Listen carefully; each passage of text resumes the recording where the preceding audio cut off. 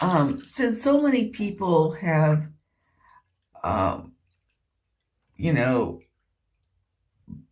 beaten Margaret Sanger to death with eugenics, I want to once again say the person who came up with eugenics was Sir Francis Galton. It was not Margaret Sanger. And during the 1920s and 30s, that time period, the idea became very popular. It was basically that you apply to humans the same precepts that you apply to breeding plants and animals.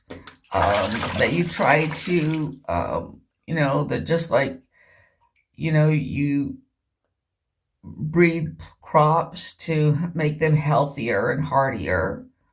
And you breed animals for certain characteristics.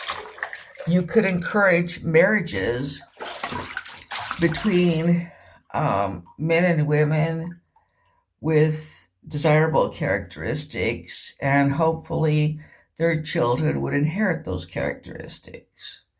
That was basically the idea of eugenics.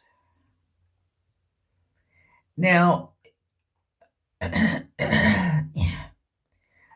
some people did believe in, did take the eugenics idea to mean sterilizing, including Margaret Sanger. She did believe that you should forcibly sterilize people who had what she called dysgenic characteristics, which was people who had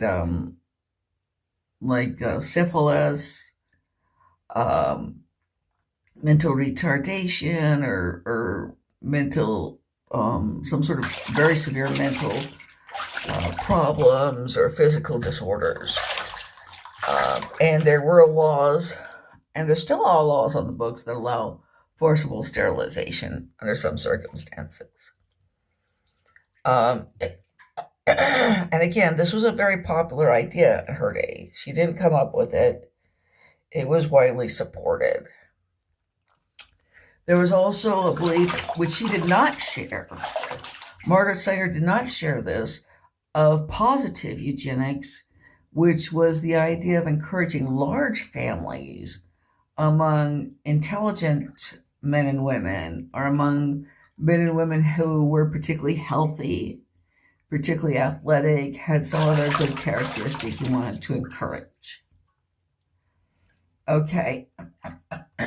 Now, the whole idea of eugenics became very, very suspect, very distasteful because of the Holocaust, because Hitler and his cronies did use eugenics as a kind of excuse to basically eradicate people they thought were, quote, dysgenic. And of course, they also encouraged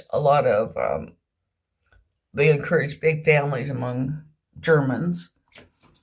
Again, Margaret Sanger was never in favor of what she called a cradle competition. She did not want to encourage large families among people with positive characteristics, which actually put her against a lot of the eugenics crowd. But since the Holocaust, the word eugenics has become kind of a bad word. Okay. But it really is unfair to single out Margaret Sanger, because this was a very popular idea in her day. It did have a certain logic to it.